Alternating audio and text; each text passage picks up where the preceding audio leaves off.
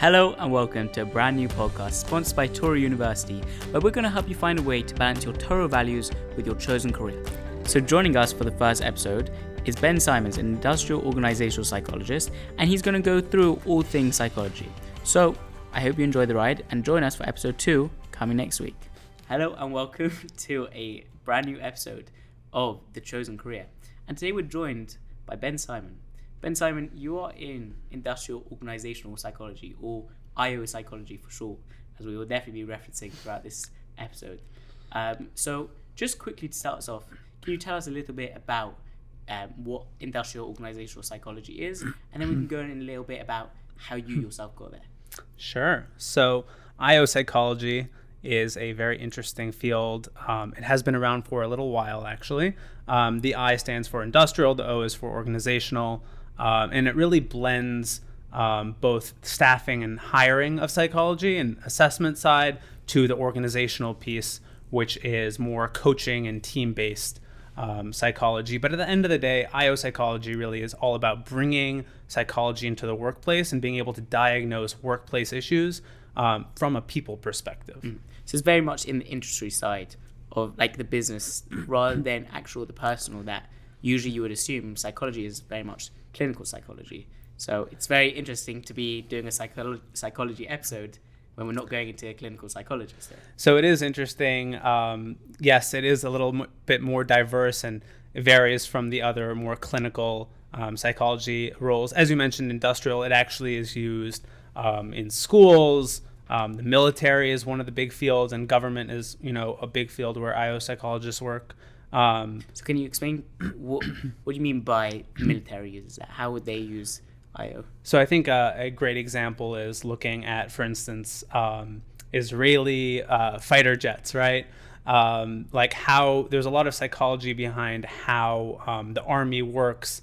There's a lot of interesting psychological principles that go behind how different pieces of the military work together. So think of different military leaders and groups like the Marines, right? They have that, those core values that drive them. And when people think of teamwork, they talk about the Marines. So Io Psychology and kind of the team or the organizational piece is used very frequently within military groups and teaching them how to work together properly, because again, it's a high stress environment. And it's interesting to see how different people-based psychological factors can play into teams and for teams to work successfully together. Very interesting. So just let's take it a step back as well, and can you explain to us how we actually got into industrial psychology? I mean, where do you go to firstly, sorry, I can't speak right now.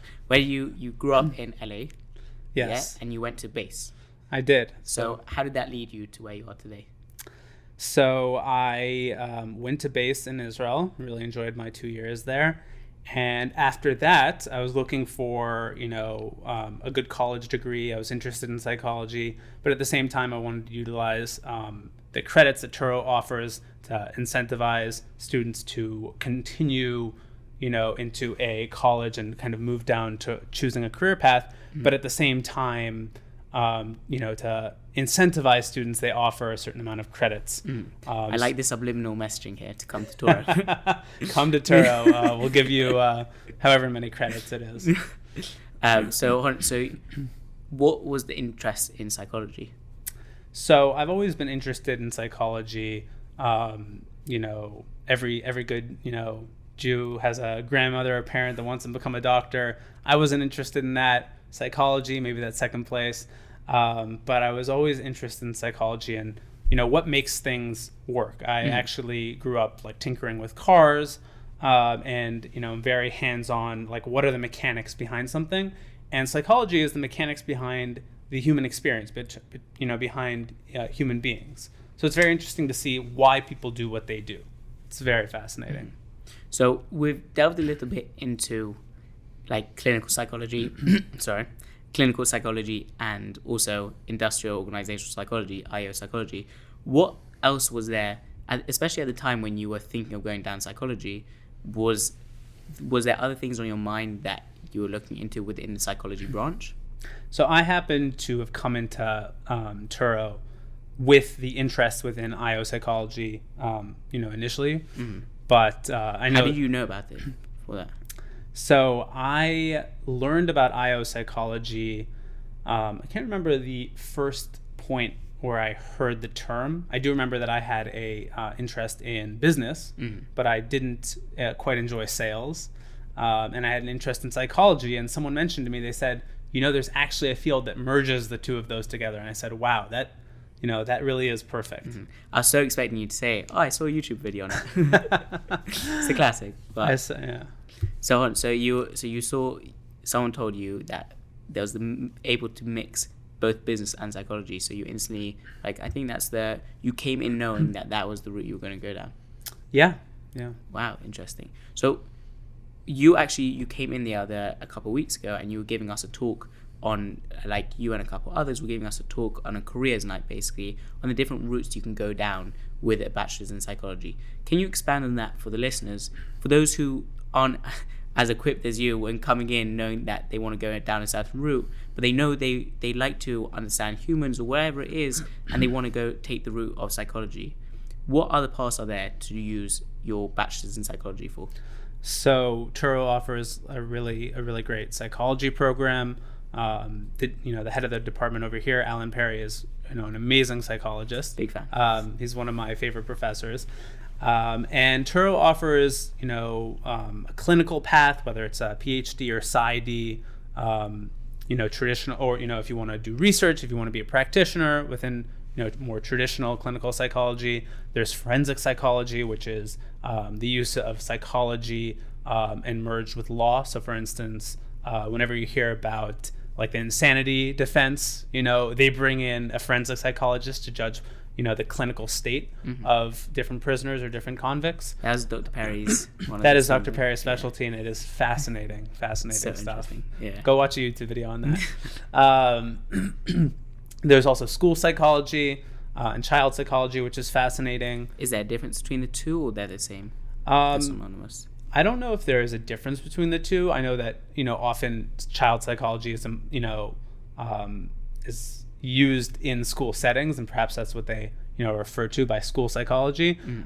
Many psychologists who specialize in child psychology often work in a school setting or private. So with that, you'd need a PhD for it, or you need an MSW, or is that other things? So for most clinical, are you able to expand on those? To the knowledge that I have, to the lesser degree, most clinical roles, you need either a PhD or PsyD or a MSW. However, MSW is what?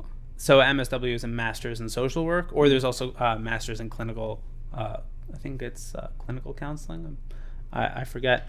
But in terms of social workers, they also, to practice clinically, they need to get both their license, their L, and then their clinical, their C. So if you hear a social worker who has an LCSW behind their name, that means they are licensed to practice clinically. Whereas if they just have a MSW or a LMSW, they're more limited in what they can practice and how they can practice. Interesting. So we've got forensics, school and child psychology, clinical, IO. Is there any that we've missed out? I don't think so. You don't think so? So usually coming in to get, what would you recommend someone who likes the idea of psychology but doesn't know necessarily what kind of path they want to go down? What would you recommend they kind of think about to determine what path they want to go down? So one of the things we do at my current role, we work heavily within assessments. So I know it sounds funny, but you can go online and you can take an assessment that identifies different interests you have and capabilities. Do you work, are you someone who has a lot of autonomy, who values autonomy? Are you focused? What are your different skill sets? And you can actually identify what careers work and don't work well with you from a scientific approach, but let's say we weren't doing that. Real life exposure is really great. I actually shadowed, when I was in high school, I shadowed a psychiatrist for a couple days, and I shadowed a couple psychologists, and decided it wasn't for me. I worked in multiple small businesses. So you knew even in high school that you were... That I was interested in psychology and business. Mm-hmm. Yeah.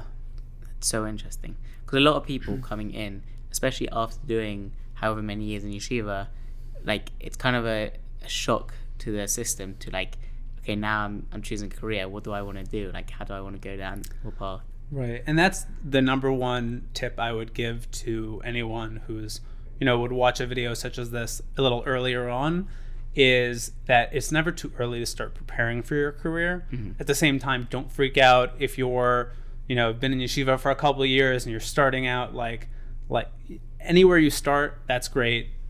Put your full energy into it. But starting, a head start really does count. Count for something. So let's delve back into Io Psychology a little bit. Can you explain to us a day in the life of an Io Psychologist?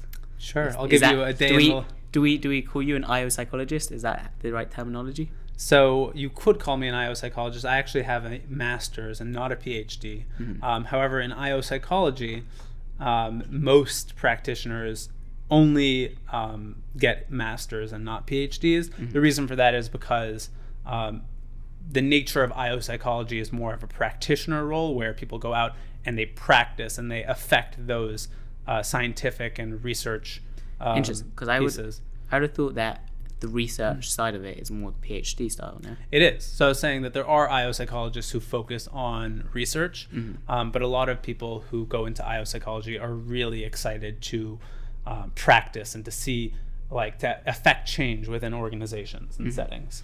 So I'm not sure if we quite touched on it, but what did you do your master's in? We may have touched on it, but I'm not sure. You went to Baruch, right?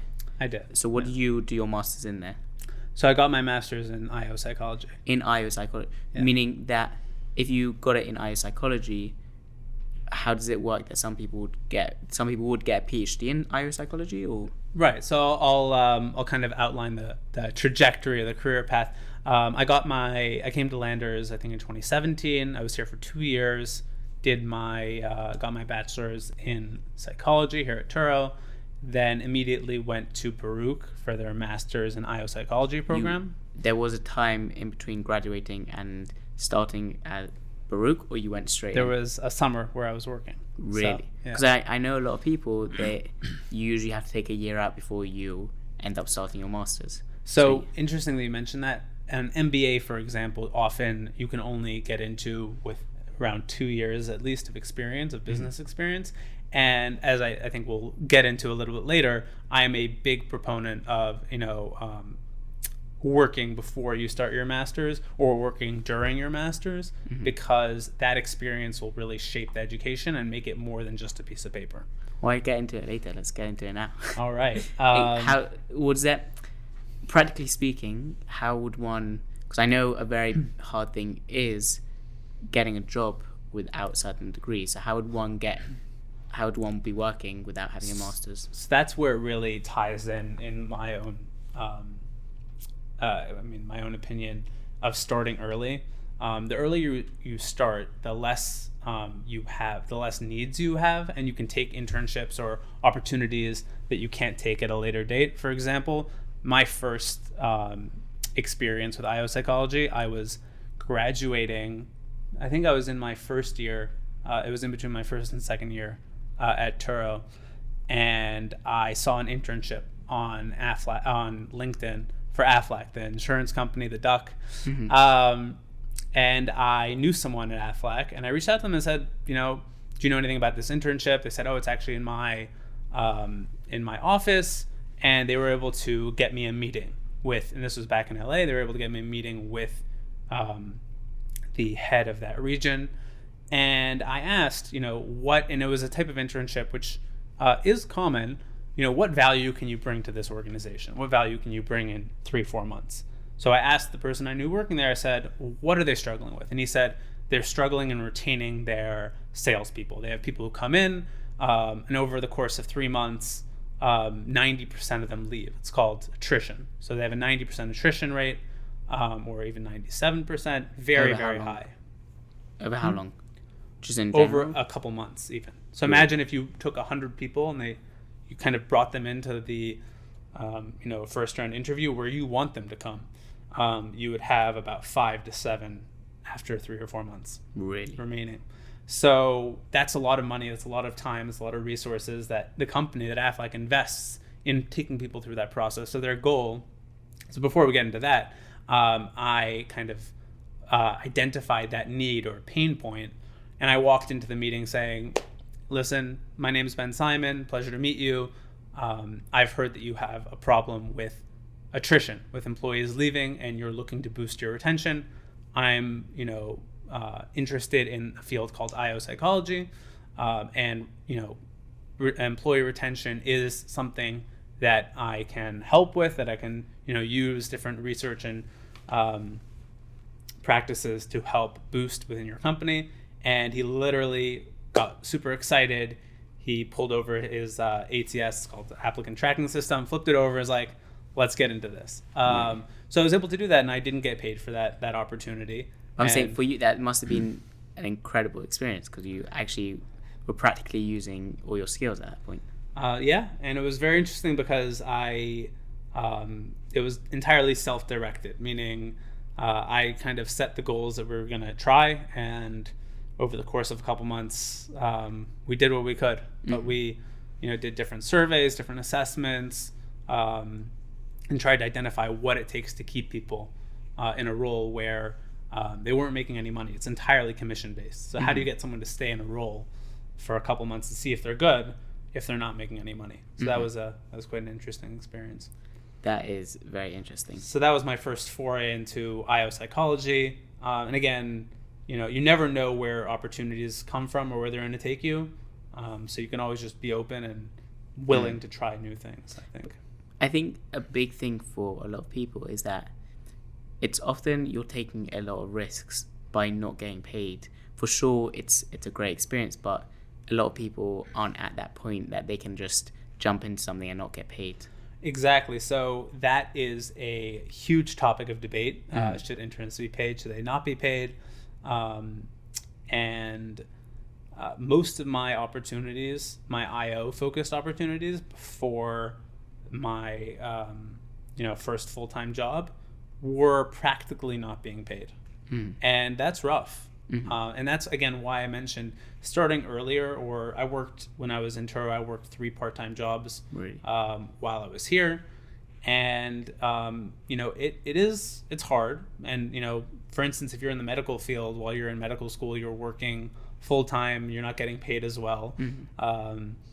And it's an investment, and the earlier you start, the lower your needs are, the less costs you have. So the easier it is to take on a role that's non-paid. That's not to say that there aren't plenty of opportunities that are paid. Those just are harder to find. Interesting. Yeah. So what would you say is probably, I guess, getting into psychology and your actual field of industrial organizational psychology, IO? It's a mouthful, industrial organizational psychology. But what would you say is like the biggest challenge you faced actually going into these things? So as you said it, the hardest thing is getting in. Meaning if you go on any career website, LinkedIn, or any of the other career sites, you'll see hundreds or thousands of job postings for Io psychologists. However, they're all looking for people with 5 to 10 years of experience. And you ask, well, how do I get the 5 years of experience? Where does that come from? No one's looking for, a master's student with no experience. And it's rough. It's very hard. And you'll see an opportunity, and you may not have the years of experience to back that up. So that kind of ties back to finding people who will take chances on you and being open to different experiences. Some people who go into HR, who go into Io Psychology will start in HR. They'll get an HR admin or HR analyst position somewhere, and they'll apply the Io Psychology principles, or they'll pick up different pieces. So yeah, you don't have to start off with your dream job. You can build towards it. Interesting. And as someone who is very much into personality traits, what would you say is the most applicable personality trait, or something that is helpful when going into, specifically I would say Io Psychology, but also into the different aspects of psychology?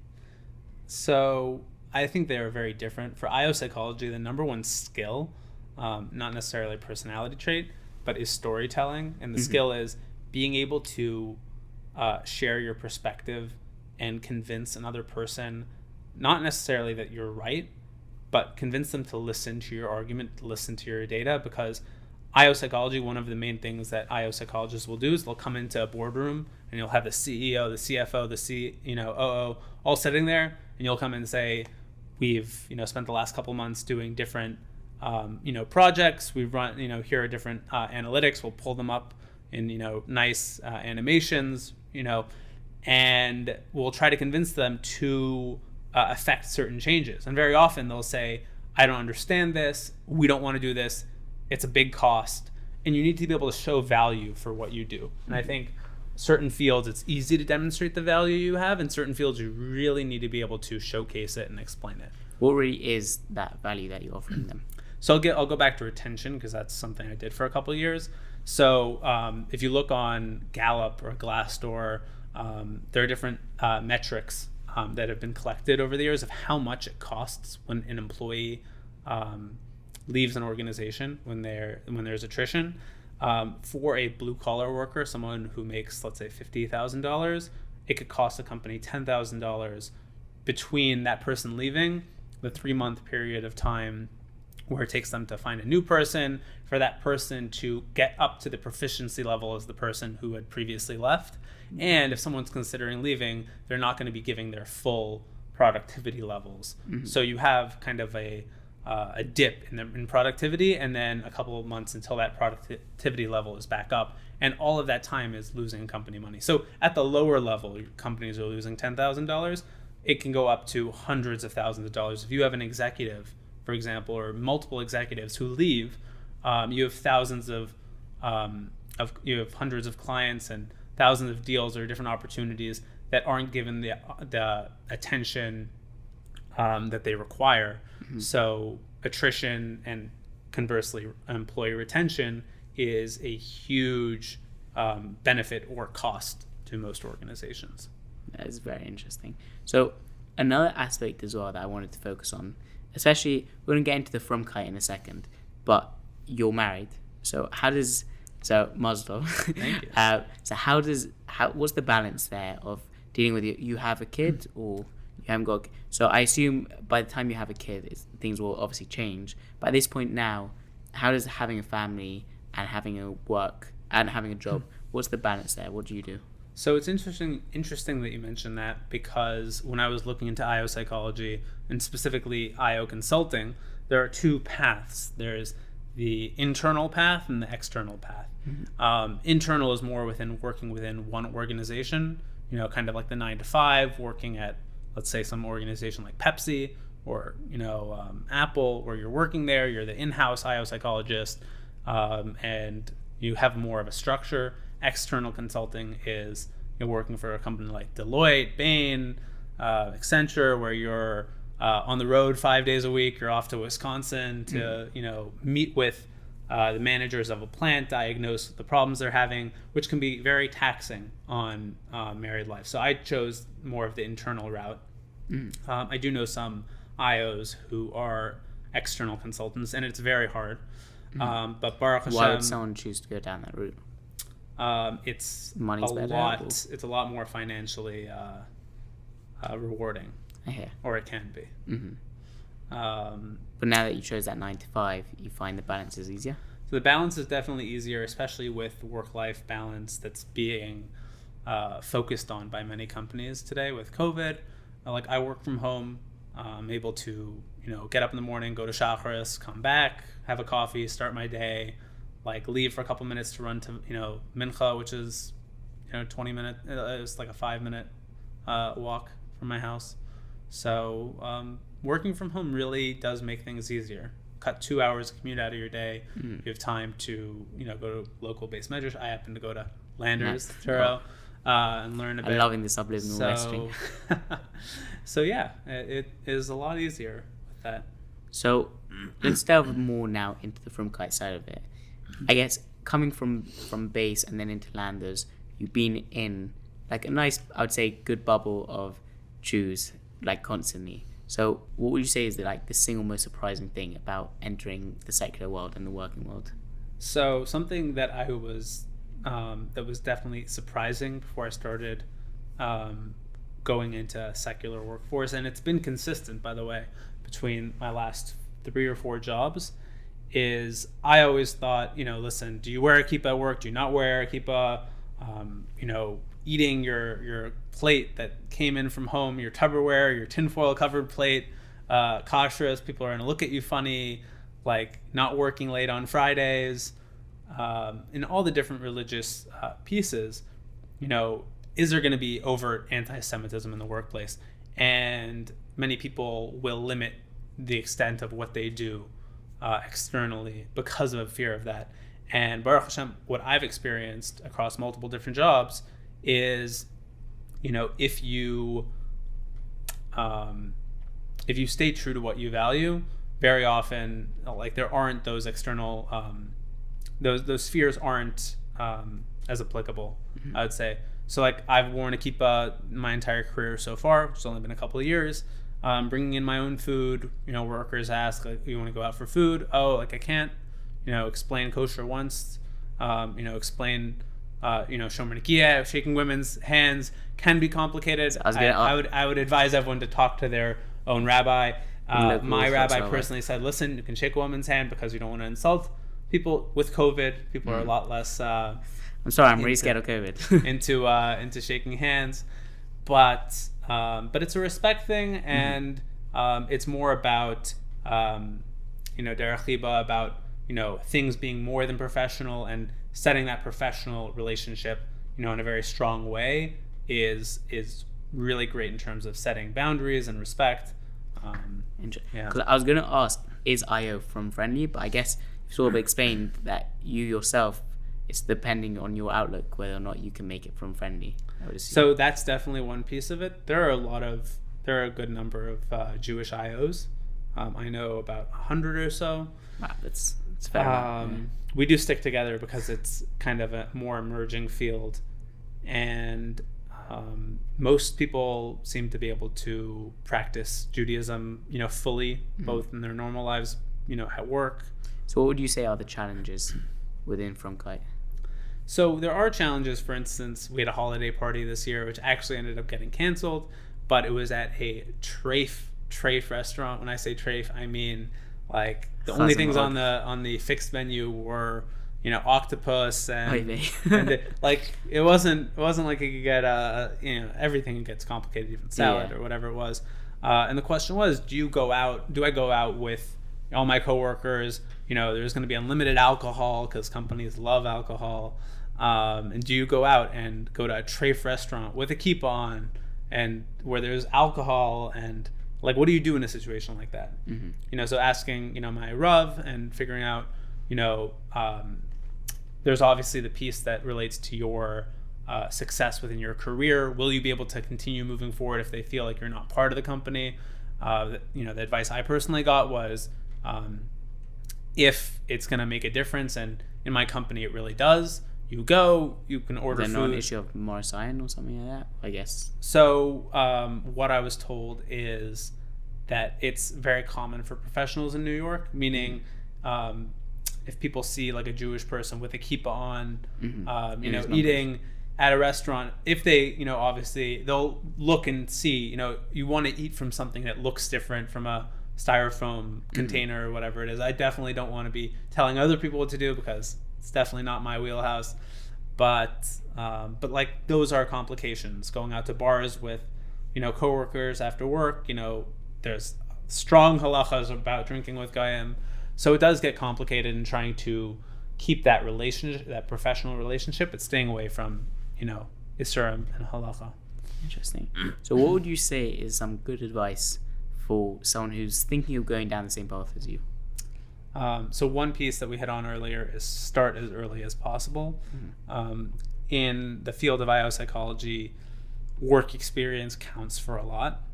If you just have a bachelor's and a master's and no work experience, you're going to have a really tough time getting a job. And when I say getting a job, after you get your master's, most people are thinking, I want to get a job in the $70,000 to $85,000 or $90,000 range, and you won't be getting that. You'll end up getting a job, getting like an HR analyst role for like $55,000, and that can be rough because someone coming out with their bachelor's can get that. So one of the best pieces of advice I could offer is if you can work while you're an undergrad, if you can work while you're in grad school. Many programs like Baruch, my program, isn't at night, so you it caters to working professionals. Build your experience, get out there, and see what like Hashem kind of puts in your path in terms of career, because you'll find something, it'll interest you, and somehow the pieces will kind of fall into place, and you'll be at a certain place in your career and wonder how you even got there, and kind of look backward and see how Hashem set things in motion. It's interesting. So also one thing that I was wondering is, for people like going into psychology, what do you say to that there's certain things that we don't know about going into psychology? I think one thing that people really have to be honest with, and I think in psychology specifically, people like to really fool themselves. That's the biggest person fooling you is yourself, in terms of what your salary will be, like what the salary ranges are, because you can go and Google it. You can Google what a clinical psychologist will make. You can go and Google what a social worker will make at different points in their career. You can Google what an Io Psychologist will make. And the lower ranges of those are lower, and many people think, in terms of, let's say, social work, I'm going to have a private practice where I'm going to be billing $250, $300 an hour. And you don't get there right away.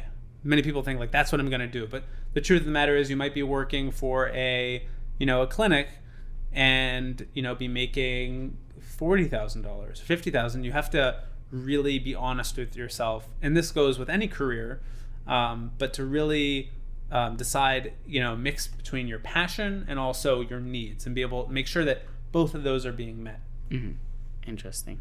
So if you had the opportunity now to go back to your college career, like start all over again, are there things that you would do differently?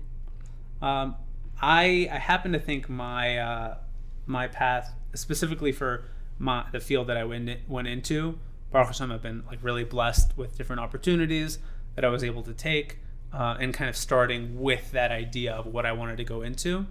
There are certain technical skills I would have loved to develop early on, like I would have loved to learn how to code, because in my field, if you have coding experience, whether it's with R or Python, you really open yourself up to advanced career opportunities. Similarly to if you're bilingual and you speak Spanish, for example, there are a lot of jobs where they'll see that on a resume and say, great, we want you, because there'll be opportunities where you'll be able to add more value. So you're basically telling everyone, learn Spanish and learn to code.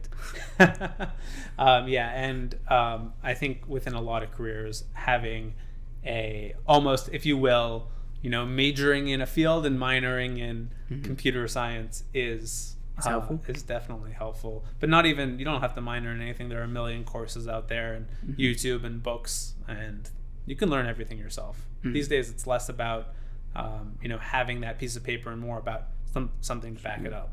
Interesting. So I want to get into like advice.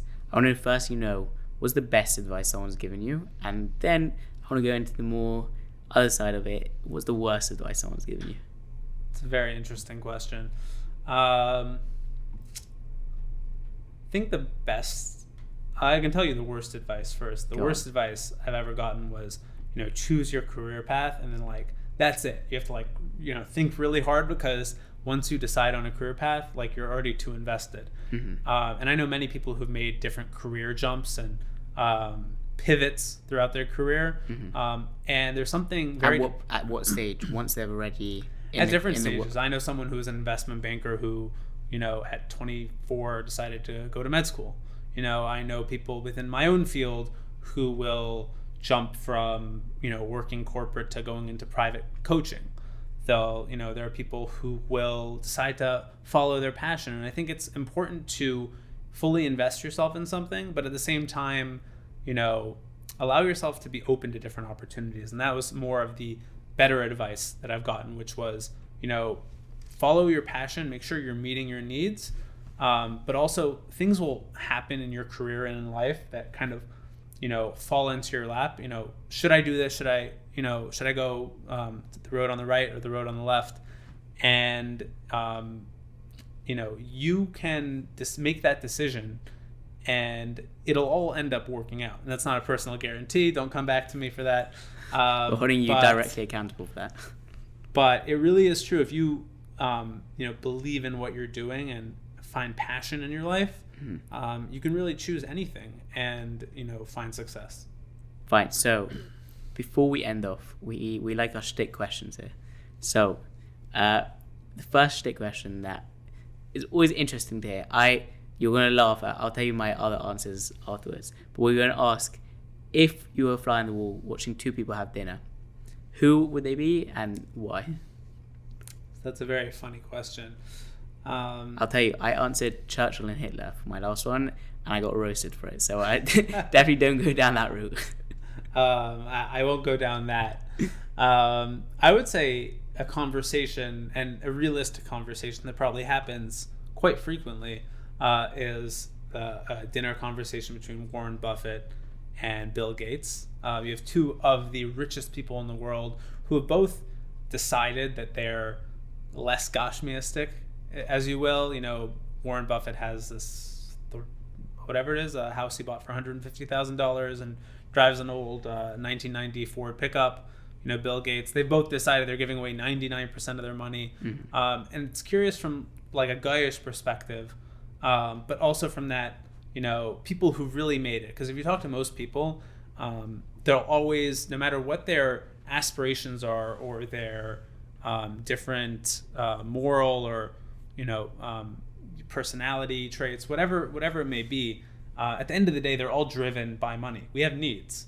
So it would be very interesting to see the conversation between two people who have it all, but at the same time who've also acknowledged that there is more to life than money.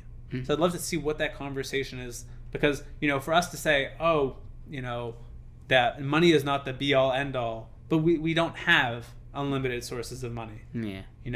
The reason I chose them also is because they're both self-made men. Yeah. They didn't come from families of wealth. They both started off, working hard jobs, Bill Gates in his garage, and Warren Buffett grinding through the years, not elaborate spenders. So I think it would just be interesting.